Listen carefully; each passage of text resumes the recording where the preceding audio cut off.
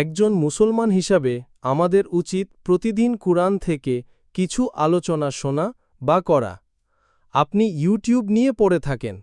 আপনি নির্ধারণ করুন প্রতিদিন ৩ মিনিট অন্তত ইউটিউবে আপনি কুরআনের আলোচনা শুনবেন।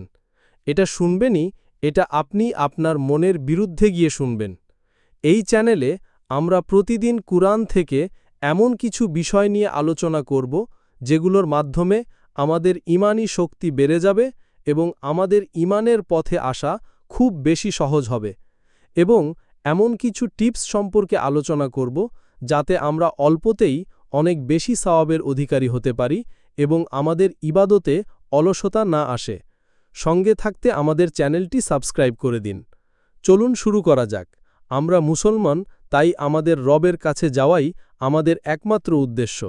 এ সম্পর্কে আল্লাহ তাআলা বলেন, সূরা বাকারা ২ নম্বর সূরার ১৫৬ নম্বর আয়াত, ইন্না লিল্লাহি ওয়া ইন্না ইলাইহি রাজিউন। নিশ্চয়ই আমরা আল্লাহর জন্য এবং নিশ্চয়ই তার কাছেই ফিরে যাব। অর্থাৎ প্রতিটি মুমিনের অন্তরের গভীর বিশ্বাস এই দুনিয়া হল অস্থায়ী, শেষ গন্তব্য আল্লাহর দরবার। সূরা আনআম ৬ নম্বর সূরার ১৬২ থেকে ১৬৩ নম্বর আয়াত, কুল ইন্না সলাতি ওয়া নুসুকি ওয়া মাহইয়ায়া ওয়া মামাতি লিল্লাহি রব্বিল আলামিন। সূরা আনআম ৬ নম্বর সূরার ১৬২ থেকে ১৬৩ নম্বর আয়াত, কুল ইন্না সলাতি ওয়া নুসুকি ওয়া মাহইয়ায়া ওয়া মামাতি লিল্লাহি রব্বিল আলামিন লা শারিকা লাহু।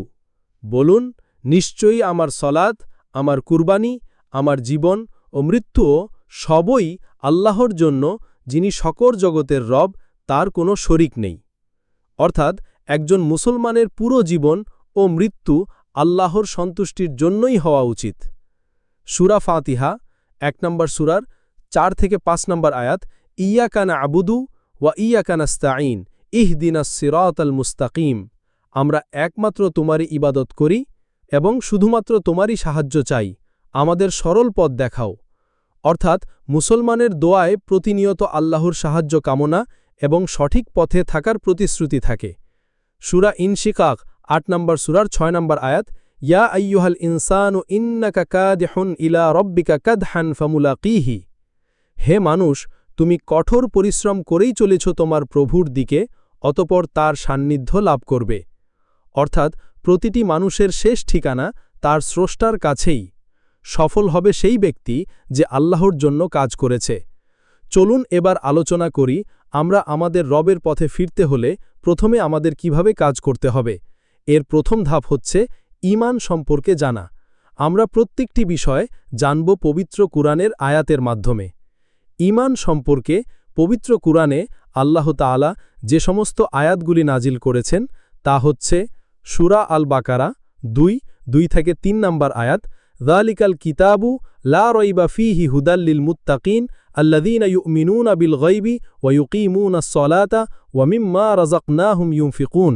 এই কিতাব কুরআন, এতে কোনো সন্দেহ নেই, এটা মুত্তাকিদের জন্য পথ নির্দেশ, যারা অদৃশ্য বিষয়ে বিশ্বাস করে, নামাজ কায়েম করে এবং আমি তাদের যা রিজিক দিয়েছি তা থেকে ব্যয় করে।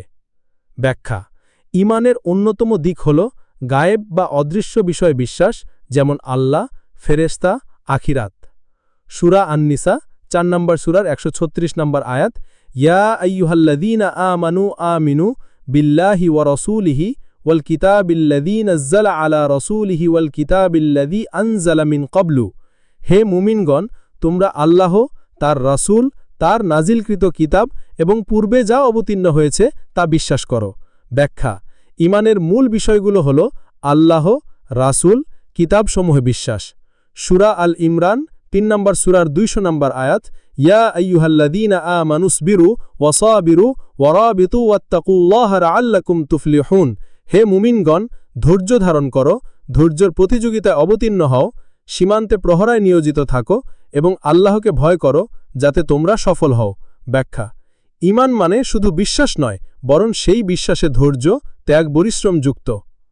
সূরা আল হুজুরাত ৪৯ নম্বর সূরার ১৫ নম্বর আয়াত, ইন্নামাল মুমিনুনা আল্লাযীনা আমানু বিল্লাহি ওয়া রাসূলিহি সুম্মা লাম ইয়ারতাবু ওয়া জাহাদু বিআমওয়ালিহিম ওয়া আনফুসিহিম ফি সাবিলিল্লাহি উলাইকা হুমুস সাদিকুন। মুমিন তো তারাই যারা আল্লাহ ও তার রাসূলের প্রতি ঈমান আনে, তারপর আর সন্দেহ করে না এবং আল্লাহর পথে নিজেদের ধন সম্পদ ও প্রাণ দিয়ে জিহাদ করে, তারাই সত্যিকারের মুমিন। ব্যাখ্যা: প্রকৃত ঈমান শুধু মুখে নয়, বিশ্বাস ও কাজের সমন্বয়েই তা পূর্ণ হয়। সূরা আল বাকারা 2 নম্বর সূরার 285 নম্বর আয়াত: আমানার রাসূলু বিমা উনজিলা ইলাইহি মির রাব্বিহি ওয়াল মুমিনুনা কুল্লুন আমানা বিল্লাহি ওয়া মালাইকাতিহি ওয়া কুতুবিহি ওয়া রুসুলিহি লা নুফাররিকু বাইনা আহাদিম মির রুসুলিহি। রাসূল ঈমান এনেছেন তার প্রতিপালকের পক্ষ থেকে তার প্রতি যা নাজিল করা হয়েছে, এবং মুমিনগণও সবাই ঈমান এনেছে আল্লাহ, তার ফেরেশতা, কিতাবসমূহ এবং রাসূলগণের প্রতি। ব্যাখ্যা: ঈমানের 6টি মূল ভিত্তির মধ্যে 4টি এখানে উল্লেখ আছে। ঈমানের 6টি মূল ভিত্তি হাদিসেও রয়েছে, সূরা এবং আয়াতেও সমর্থন আছে। 1. আল্লাহর প্রতি ঈমান। 2. ফেরেশতাদের প্রতি। 3. কিতাবসমূহের প্রতি। 4. রাসূলদের প্রতি। 5. আখিরাতের প্রতি। 6. তাকদীর বা পূর্ব নির্ধারণে বিশ্বাস, ভালো মন্দ সবে আল্লাহর ইচ্ছায় হয়।